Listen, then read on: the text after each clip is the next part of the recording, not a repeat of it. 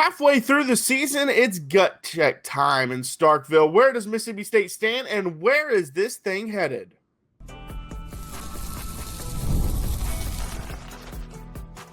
You are Locked On Mississippi State, your daily podcast on the Mississippi State Bulldogs, part of the Locked On Podcast Network, your team every day. Well, thanks for making Locked On Mississippi State your first listen every single day, part of the Locked On Podcast Network, your team every day. Today's episode is brought to you by Gametime. Download the Gametime app, create an account, and use code LOCKEDONCollege for $20 off your first purchase. My name is Jaron Spor. I'm a national college football writer of Athlon Sports. That's Landon McBride. We've got a Tuesday show for you to kind of talk about some of the injuries. It's a bye week, so it's a little different. Usually we do a press conference. We're not going to be doing that, obviously, today. And then we will recap the national games. Landon and I both hit on our upset picks from this past week, so we'll talk about that. But Landon, with it being the bye week, we're 6 games in. Mississippi State's sitting here 4-2. I think a lot of people before the season would have taken that. What is kind of your thoughts on the program right now? I think it's kind of what we expected, at least well, the two of us expected. We said 4 wins was a real possibility to this point. That's what they got. Obviously came very close to picking up a 5th against a very good Tennessee team. So, I mean, it almost hurts to only have 4 when you come that close to getting the 5th one. But, I mean, the offense has been inconsistent, which has been very strange given the amount of talent that was brought in, everything we heard about how good Shapen was practicing and it being his second year in the system. But there's just something off with the offense, it seems. But overall, it's hard not to be at least a little happy with how the season has gone to this point. Yeah, I want to preface the stuff I talked about by saying 4-2 we would have taken before the year. Like, that is a great start. The losses are not surprising losses. You know, losing A&M on the road, losing to Tennessee. Those are 2 very good teams, 2 teams that could make the college football playoff. But I kind of want to break it down between the offense and defense because before the year, we kind of said, like, hey, this is year 2 of an offensive-minded head coach who calls the plays. That's where you should see the big jump. Defensively, they were so bad that if you could just get a jump to the top 80 or 80, 85, like that would be incredible. But the offense has to take the jump. Well, let's look at where we're at offensively because you mentioned it being inconsistent. It just hasn't been good enough. Yeah. They ranked 67th in total offense. They averaged 395 yards per game. Last year, they ranked number 78, but they averaged 377.2 yards per game. So about a 20-yard difference is all you're seeing between the 2 offenses. They're passing the ball for 211 yards per game. Again, that was supposed to be the big jump. They threw for 239 last year per game. Remember, Shapen was supposed to bring this new passing attack, and he's averaging 20 yards less. They're averaging 184 yards rushing per game, and last year they averaged 137. So the run game is much better, and we thought it would be with Fluff adding to Booth, and then Booth obviously didn't take off until the end of the season. But, man, Shapen has really been that much of a drop-off when it was supposed to be more of an upswing than last season. Yeah, it's been really weird to watch because you'll see drives where they just string together plays so perfectly that, you know, like we saw in the A&M game, the one that led to the field goal where they're just running it down their throat, hitting a couple quick passes, and it looks good. And then the next drive is going to be 3 and out. And then the next drive, 3 and out. And then they hit the big play. And then the next drive is 3 and out. It's really weird that an offensive head coach who is a good offensive coach, it's not like he somehow, you know, his offenses have been very good in the past, that he hasn't quite got things figured out how to sequence it together. And it could be a player thing. It might not be a Levy thing, but there's something going on that's keeping this offense from being what it could be. Yeah. And I said this all offseason. I am not a total offense determines how good an offense is type of person. I've said that. I just was giving those numbers out there to people that are that type of. I'm an efficiency guy. Like, what are your efficiency? Because you could have a ton of yards, but they're garbage yards. You're getting blown out like that. Like, I want to know your efficiency numbers. Well, efficiency-wise, it's the same offense this year. They ranked number 57 in efficiency. Last year, they ranked number 57 in efficiency. They had a 55.2 grade last year. They have a 53.9 grade this year. They're literally almost the exact same offense, and that's the part that's unacceptable. Yeah, and that's the part that's weird. If you told me they ranked similarly but had much better grade, then whatever. That just means there's better offenses this year. You still improved. And I think that's actually where some of those passing yardage numbers are coming from, is last year was so bad they were throwing all the time to where that gap in yardage there comes from. And yeah, like I said, I am not sure what it is exactly. Some of it is shape and holding the ball too long. And about once a game, he makes a decision that really makes you wonder what he's doing out there, which is not good when he's your Yeah, some of it's that for sure. And some of it, I think, and I'm not trying to be critical of Levy because he is an amazing play caller. I feel like the team doesn't know what its identity is. Yeah. Like coming in the year, we looked at the running backs. We looked at what the offensive line should be able to do well. And we're like, man, this should be a really, really good running team. And a lot of times early in the year, they wouldn't run the football. They would throw it all over the field. And then lately, we've seen the running game really pick up. And like I said, they're averaging 184 yards rushing a game, which is really good. But then, just in this last game, they run the ball down A&M's throat just for a score. Then the next 3 plays, they go 3 and out because they throw it every play. Like, just stuff like that. It's just like, I don't feel like they understand what their identity is offensively. I think that's 100% accurate. They don't know what they're trying to do. And if they know what they're trying to do, there's something keeping it from connecting. Like they either don't know what they are or they know what they want to be and they can't make the two connect. Hopefully this bye week gives them a chance to kind of iron out a few of those details. Yeah. But we got to get to the positives because the positives have been the defense. The defense has taken a bigger jump than we even thought they could take.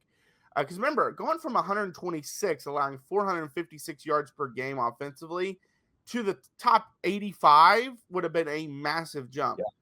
Well, they're number 52 in total defense at 334.5 yards per game. That's 120 yards less than last year. Yeah. That's incredible.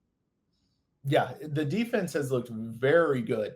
Obviously, toward the end of the A&M game, things got a little ugly for the defense. But like we talked about a lot yesterday, that defense was absolutely gassed by the fourth quarter. Yeah. So that's why. And then you're going to give up yardage to Tennessee. But, I mean, they've looked very good. Haven't really gotten the sack numbers, but we're starting to see some individual players start to kind of make some plays in the pass rush and behind the line of scrimmage, even if they're not really getting home. We're starting to see a couple guys pop a little, not a lot, just, a play here and there. Secondary's been great, though. Yes. And looking at the numbers, 216 yards per game on the ground last year. Basically 239 yards in the air last year. This year it's 171 through the air and 162 on the ground. I mean, it's just been a great change. And then if you look at the efficiency numbers, they ranked number 110 in efficiency last year, defensive efficiency with a 32.6 grade. This year they're all the way up to 36 with a 70.1 grade. It's been incredible. Yeah. Hutzler's really got the guys kind of all going in the same direction, which I mean, he's making the right play calls and he's putting guys in positions to succeed, and they've overcome some injuries. I mean, Whitson looked like he was going to be the best defensive lineman on this roster. He's out for the year. You had a game without Isaac Smith, who was the best player on this defense. There were question marks at corner going into this season. They brought in so many transfers and didn't really address corner at all. And corner has been maybe the best position on the entire defense. And that was one we were really worried about going into this season. Yeah, for sure. And it's been incredible because it's not like they got these big time transfers that came in from these big time schools and it's just changed the defense around. It's just been really impressive to see. But all right, coming up next, we got to talk about some injuries because they suffered quite a bit of big injuries right before the this last weekend. They did it in Tennessee, and then they also did it again in Texas A&M. We don't really have the latest on a lot of them, but we're going to talk about or anything new. We have the latest, but nothing really new has come out about any of them because it's obviously a bye week. But we'll talk about that coming up next. Well, this episode is brought to you by Prize Picks. Every day we make decisions, but on Prize Picks, being right can actually get you paid. Don't miss the excitement of this football season with Prize Picks, where it's good to be right. Playing Prize Picks is such a fun, simple way to add more excitement to football. You just pick more or less on player projections like Josh Allen's passing yards or Saquon Barkley rushing for a touchdown, and you're in the game. I know a lot of people that use Prize Picks. They love how quick it is. You can make your lineup in under a minute. And their favorite part is Prize Picks just added stacks. So if they want to ride with a player, they can select their passing yards, rushing yards, touchdowns, whatever, all in one lineup. It's also fun to follow other players in the app and copy their lineup with one click. Download the Prize Picks app today and use code LOCKEDONCollege to get $50 in lineups after you play your first $5 lineup. That's code LOCKEDONCollege for $50 in lineups after your first $5 lineup. Prize Picks. It's good to be right. Well, thanks for making Locked On Mississippi State your first listen every single day, part of Locked On Podcast Network, your team every day. All right, Landon, just before the bye week, right before the Texas A&M game, we obviously had Albert Reese go down and Isaac Smith go down in those two games. Two of the best players on the team, maybe the two best players on the team. Neither one played in the Texas A&M game. Right. They were listed as questionable earlier in the week, and then went down to doubtful, and then so on and so forth. The question now is what is going to end up happening for them, because obviously they didn't play in the game, and then the worst case happened because the best player on the offense has been Fluff Bothwell. He goes down in I don't know why he was on the field when the game was a blowout in the fourth quarter. I'm with everyone that was questioning that as well. I don't get it. But he was on the field, and he gets carted off, and it did not look good. No, I saw one tweet that was like, he might be out for a while. Your ankle is not supposed to bend that way. It did not look good. There's no definitive answer yet on exactly what it is, but I would, just off of how it looked, I'd be shocked if he does not miss at least 2 games. I mean, that it could be bad. Hey, it might be just one of those things where it just looked bad and it's not as bad as it looked, but I would be shocked if he isn't out for a couple weeks. See, and like Landon said, there hasn't been an official update on him yet, but I just based off of what I saw, I don't know if he's going to play this year. I mean, it did not look good. And I was reading up on some of the stuff.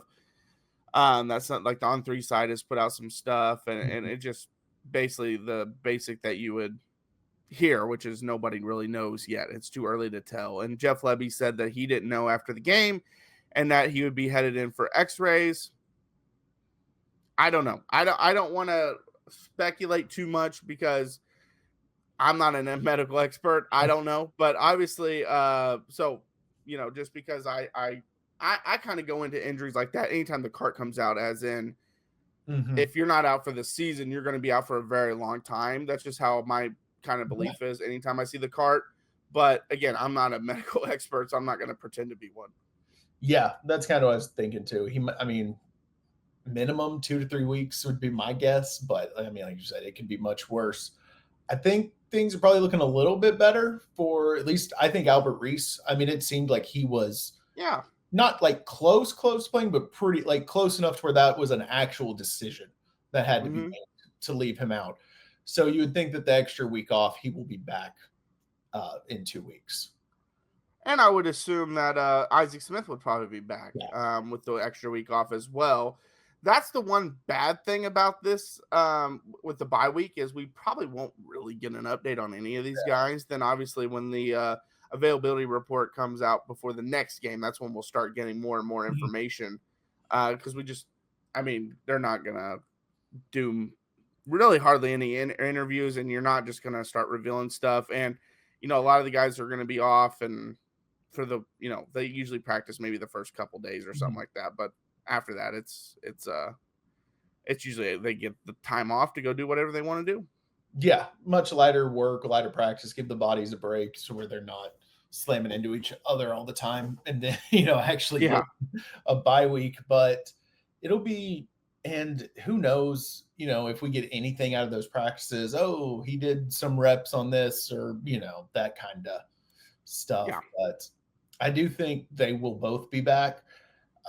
We did hear that stuff about Isaac Smith probably like being in a walking boot. So that kind of, that makes me think maybe it's a little bit longer term, but I bet he's back in 2 weeks. That's just the question mark that, because you never know if that's like precaution or actually something that can take a little bit longer to heal. Well, and I gave my opinion on it. What is your opinion on Fluff still being in the game that late? I mean, I understand there's a lot of people that say, hey, it's technically still a game, and you like to see a team out there still fighting, still plugging away. We saw Florida State do that against Miami, where that looked like a blowout. They fought, they plugged away, and then they're an onside kick away if they can get the ball back to maybe going and making that, a tied game or even winning the game. Now, they ended up doing it, and it ended up being all for naught, but kind of what's your thoughts in that? You get them out of there, and I don't want to say you surrender, because it seems like when you're like, oh, get everybody out, it seems like you're surrendering. I don't think like that, but once it's decided to where it would take legitimate miracle for you to be in the game, that's when it's time to start getting the guys out that you can. You obviously can't pull everyone, but the guys who are going to be the keys for your success going forward, like the biggest players on your team, you have to get them out of those games, because it seems like we haven't seen one in a while, but there was a time where it seemed like every time someone was left in too long, they got hit with a bad injury. You just got to get them out of there. Yeah, that's fair. And guys like Fluff is a guy that I would take out just because he is so impactful for your future success. So he's a guy I would take out. If you want to leave Shapen in the offensive line, some of those receivers, I'm fine with that. And see if he can't like rally some kind of comeback. But if it's a game that Shapen's getting killed in because he's just getting sacked and hitting over and over, then I would be fine with taking him out even. Just because you don't want to see him go down with a big time injury either. So yeah, I didn't agree with it. I was with the other people that said, hey, why is he in there? Also, I want to bring this up because right when it happened, I had this reaction. I hate this play so much. So I hate when a running back runs a little swing route is basically what it is. And the quarterback's going through his progressions, then looks to the swing route. And there's a guy like maybe 3 or 4 yards away, but he can throw the ball there. I hate when they throw the ball there. The reason is because 90% of the time it's a TFL. That is a 1 yard gain. Yeah. Every now and then the guy can catch it, break that tackle, and make something happen out of it.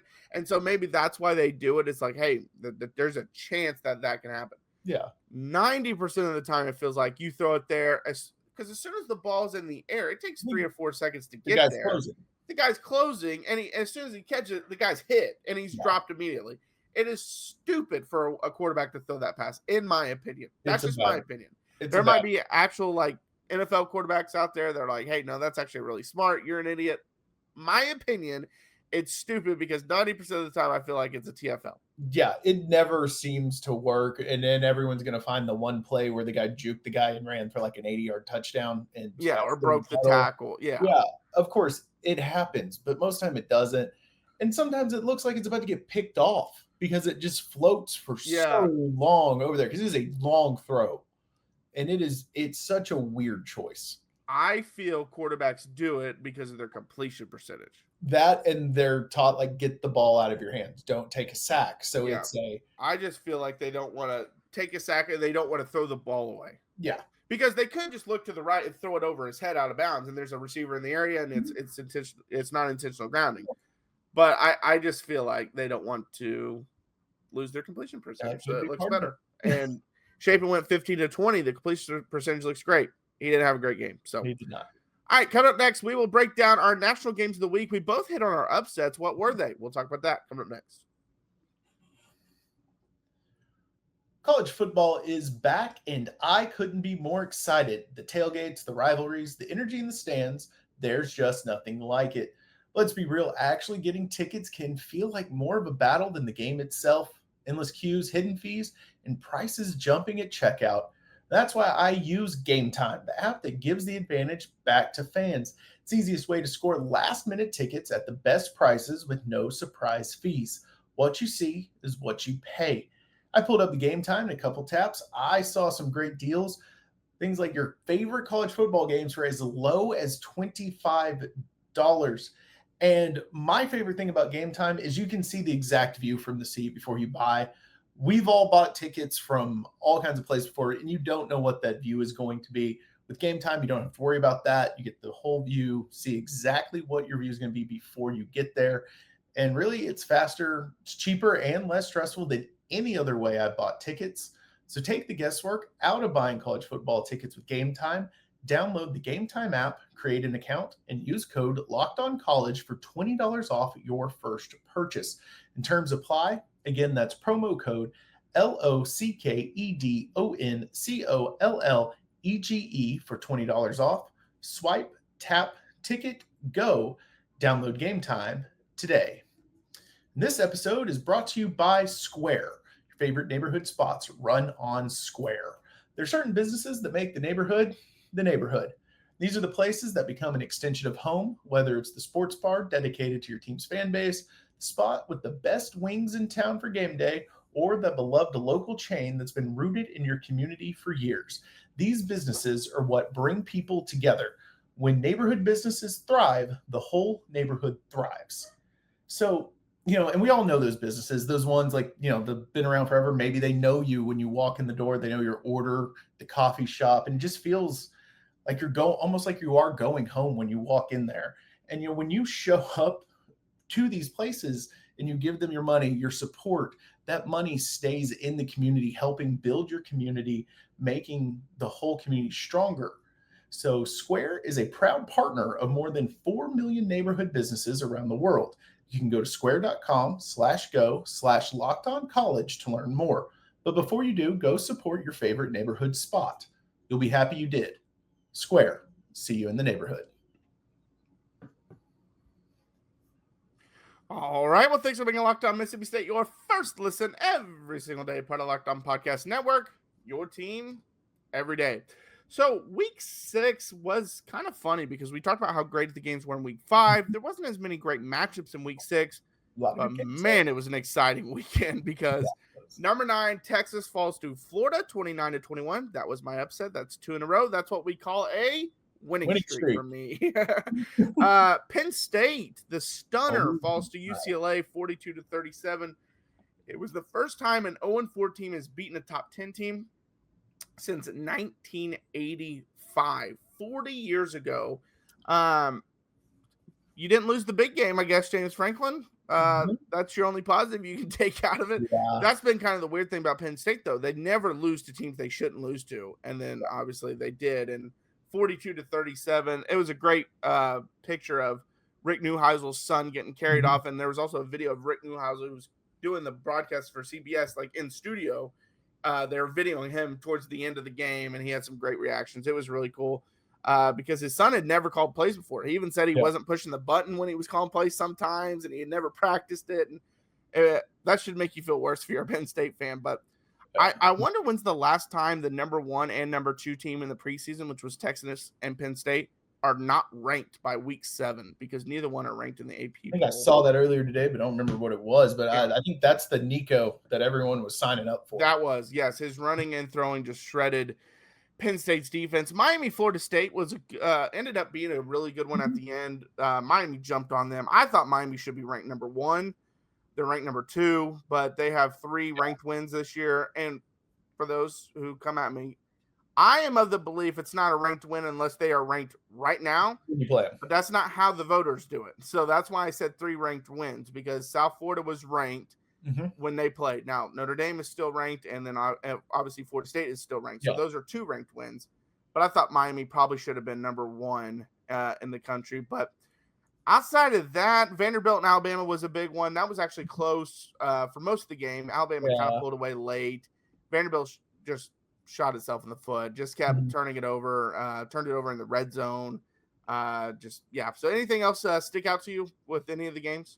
I mean, I hit my upset too.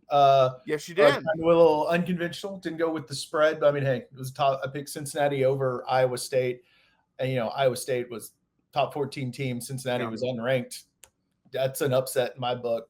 And Cincinnati got out to a big lead. Iowa State came back 38-30, but he kind of blew them out for the majority of that game. And I texted you during the Florida Texas game, and I was like, Arch might be bad. Yeah. Like it's or at least average. I actually saw a really good breakdown, and ironically, a Texas insider was not biased with this take. He said coming into the year, they knew about all the issues with the offensive line, with the receivers and everything, but they believed Arch was so great he was going to overcome those, because great quarterbacks can overcome that stuff. And that's been the biggest issue with Texas this year. He isn't as great as they thought he was. He's probably average, at least right now. And an average quarterback can't overcome that stuff. No, he can't. And you see it. Like, you can see he has a very good to great arm, but everything else about him playing quarterback is just not there yet. Footwork, processing is slow. Hey, that backup came in for that one play and ripped a strike for like 20 yards. And I was like, the funny thing is, Arch comes in the very next play, basically throws a pick. The guy ends up dropping it, but almost throws a pick the very next play. So, great pick on the Cincinnati one. I think they were just outside the top 25. I think they were 26. Yeah, something like that. So they just missed it. Maryland and Washington was a game that I watched. It was actually really fun. I had the quad on, and Maryland jumped out 20-0. And Washington comes back, wins 24-20. It was a really exciting game. But, yeah, overall, it ended up being a pretty fun weekend after what we thought would be a dud. Michigan and Wisconsin was close early, but Michigan pulled away late. So, yeah, it was a pretty good weekend of games. Yeah, it was a fun weekend. A lot of close games, like the Baylor-Kansas State game and all the weird stuff that went down there. I mean – football weekend. I actually have a take on that Baylor and Kansas State game. I don't know if people saw this, but Kansas State throws a big deep touchdown pass, but at about the 10-yard line, the guy's trying to tackle him and rips his helmet off. And he's the last defender. He rips it off and the guy breaks it and scores.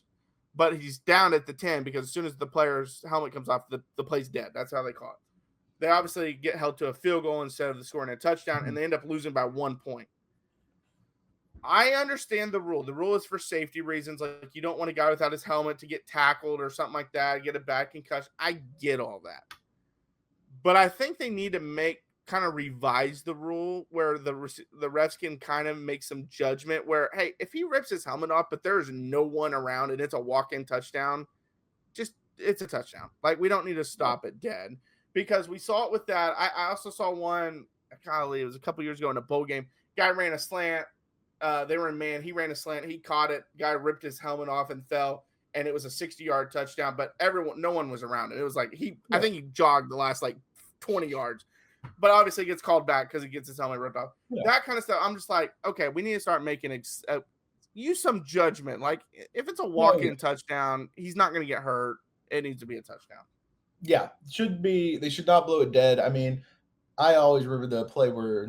I think it was 2008. Jason Witten got his helmet ripped off and proceeded I think that's why the rule happened. Run over a couple Eagles players on the route to a big play. I mean, I get why you do it, especially if it's close to the line of scrimmage and there's a ton of guys. But if it's open field, I mean, kind of make it like the breakaway rule in an NBA. You kind of make it like, like where they pull the guy from behind it. Yeah, it stops it, but they get foul shots. So something like that. But and it's not why they lost. They had a field goal to win at the end. It got blocked. I mean, they had their chances, but I mean, you're kicking yourselves now, because if his helmet just stays on, the guy rips at the helmet but can't get it off, it's a touchdown, and they do win. So, but all right, it's another big moment on Locked On College Football fans. Locked On and Fire TV present College Football Kickoff, your ultimate college football weekly preview. Drake Toll of Locked On Big 12 leads the conversation alongside two-time AP Coach of the Year Gary Patterson, former college star Jesse Holley, and Locked On's local experts. A college football preview only Locked On can do. Catch College Football Kickoff every Thursday throughout the season, only on Fire TV. My name is Jaron. Check out my work over at Athlon Sports. That's Landon. Follow us, Locked On Mississippi State. We're on YouTube, Instagram, TikTok, and Twitter. We post daily videos Monday through Friday. Obviously, there was no game this week, so there will be no pregame and postgame on Saturday, but we do that as well. But yeah, until next time, Hail State. Hail State.